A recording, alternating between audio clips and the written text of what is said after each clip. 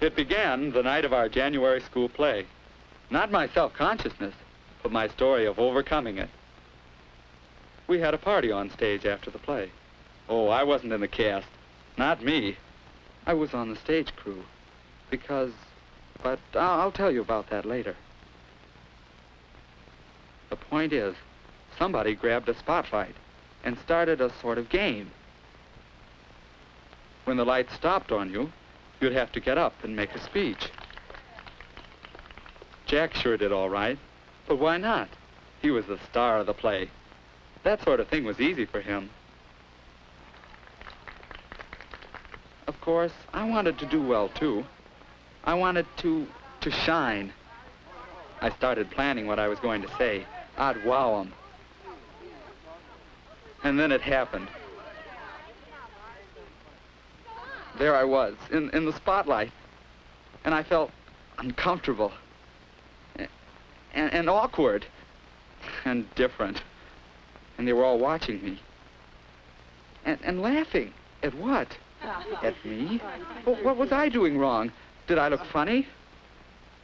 Unaccustomed as I am to public speaking, I guess I'll just shut up and sit down. It was terrible. I knew it. Hey, that was neat, Marty, but don't be so self-conscious about it. Self-conscious. That was my trouble. That was why I felt so queer.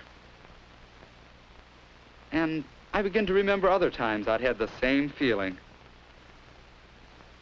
I remembered giving a book report in class. It was exactly the same. Yes, as if there were a spotlight on me, and everybody was watching me. Oh, I managed to get through my report all right, but I was miserable. And then I remembered the first time I asked June for a date. I knew just what I wanted to say, but when it came right down to it, yeah, I felt spotlighted again. And the words didn't want to come out. And she was staring at... Was my face broken out again? And I remembered coming to try out for this play. Boy, I really wanted a part. I felt sure I could get one, too, until... I'm not going to try out. I'd like to work on stage crew. The stage crew. Well, it was fun, but it wasn't what I wanted.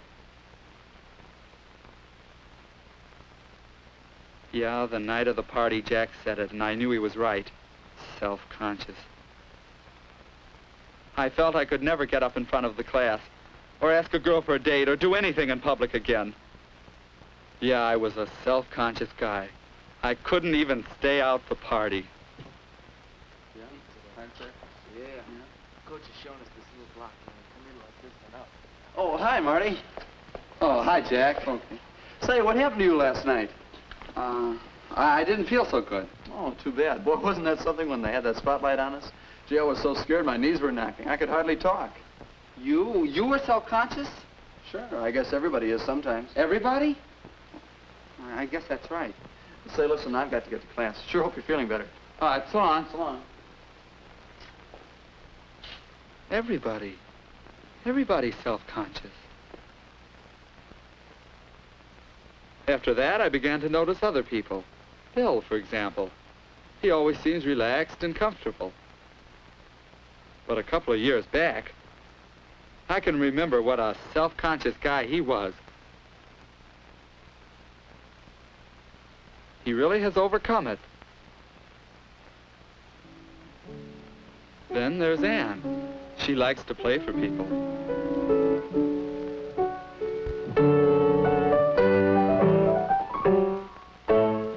Watching her, I remembered 2 or 3 years ago, and how terribly self-conscious she was if anyone watched her play.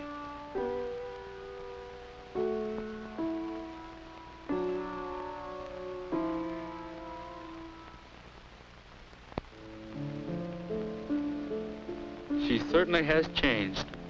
Well, you can get over being self-conscious. The question is, how? It wasn't long after when I made a big discovery about how to overcome self-consciousness. I was helping Jack with his ping pong game. He hadn't been playing very long, but he was learning and doing right well. Then Hank and Bill came in and hung around watching. And suddenly it seemed as though Jack was feeling on the spot. He started fumbling, and then he quit. Now, what made Jack suddenly feel self-conscious? Was it because he didn't play well? I wasn't self-conscious about ping pong. Why the difference? And then, well, I had to talk to Jack. I had an idea about self-consciousness. Everybody wants to show up really well. You want people to think you're pretty good. But then you start thinking about yourself, how everybody's watching you, what you must look like to them. And then you make a mess of it.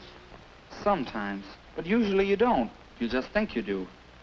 But look, if you can do something really well, then you're more confident. Self-consciousness doesn't bother you quite so much. If I could do more things well. You gonna try out for the class play in April? I guess so. Me too. Only this time I'm really gonna try out. Swell.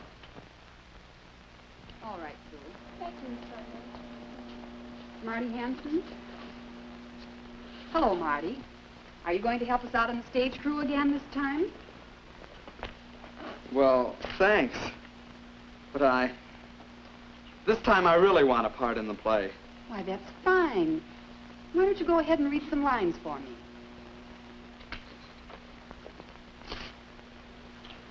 When I am in trouble, eating is the only thing that consoles me. Indeed, when I am in really great trouble, as anyone who knows me, Boy, I really had to fight self-consciousness then. But I knew that was the only way I'd ever be good enough. You know, I got a part. I practiced a lot. I figured it was like the ping pong deal. If I could become skillful, I wouldn't be so scared of it. It was easy alone. And finally, I got so it wasn't too hard with my family. I'd forget about myself and just think about doing it well. At rehearsal with the other kids, I could try another idea. Turning the spotlight onto someone else. Thinking about other people and telling myself I wasn't so important.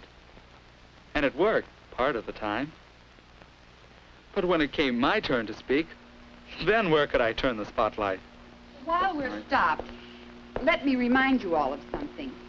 You know, as we go through these scenes, you should try to keep the whole situation in mind. Because, you know, after all, what other people are thinking and doing is just as important as what you're doing. Will you take those lines again? Keep the whole situation in mind. There was an idea. Would it work?